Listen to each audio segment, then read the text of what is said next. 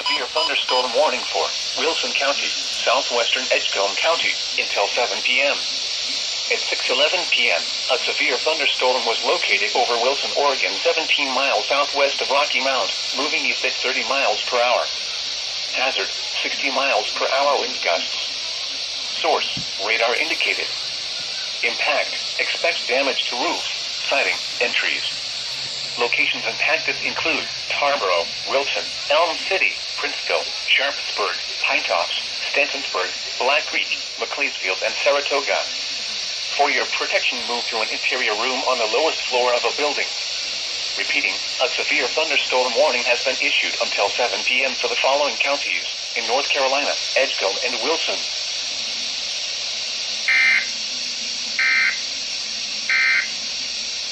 This is NOAA weather.